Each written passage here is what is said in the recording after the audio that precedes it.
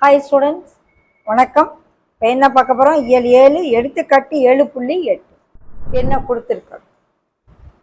7 centimetre பக்க அளவுள்ள ஒரே மாதிரியான 2 கனசதுரங்கள் ஒன்றுடன் ஒன்று பக்கவாட்டில் இணைக்கப்படும் போது, இது ஒரு கனசதுரம், இது ஒரு கனசதுரம்.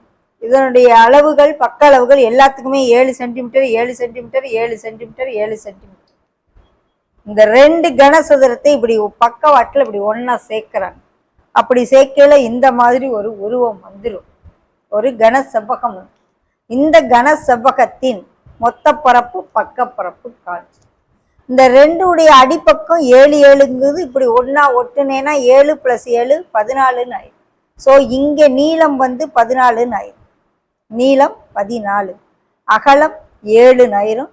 உயரம் அதுவும் மாறாது, இந்த சைடும் மாறாது, உயரமும் மாறாது. பட் 2ஐயும் சேர்க்கையில இந்த நீளம் மட்டும் மாறிக்கும், 7 + 7ன்னு மாறிக்கும். ஸோ உயரமும் அகலமும் அதே பக்களவா இருக்கும், பட் இந்த நீளம் மட்டும் 14. ஓகே, 7 சென்டிமீட்டர் பக்க அளவுள்ள சதுரங்களை இணைக்கும் போது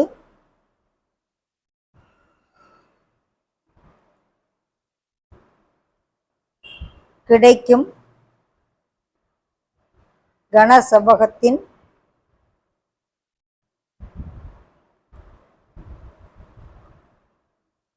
நீளம் 7 + 7 14 ஆயிரும். அகலம் அதே பக்களவாயிரும், உயரமும் அதே பக்களவா. ஓகே, மாறாது. இப்போ மொத்த பரப்பும் பக்கப்பரப்பும் கண்டு.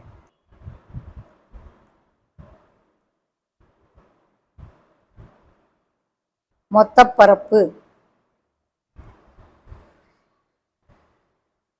2 × LB BH LH, L × B B × H L × H.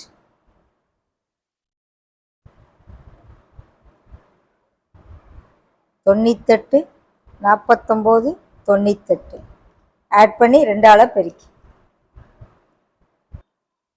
9 8 17 8 25 2 11 15 9 24 490 சதுர சென்டிமீட்டர். எது? மொத்த பரப்பு. அடுத்து பக்கப்பரப்பு.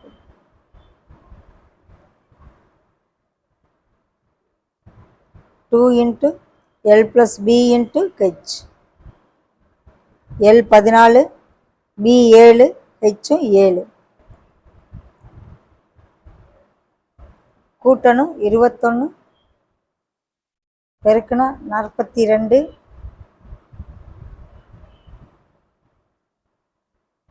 294 சென்டிமீட்டர். ஓகே, அப்போ கன செவ்வகத்தின் மொத்த பரப்பு பக்கப்பரப்பு.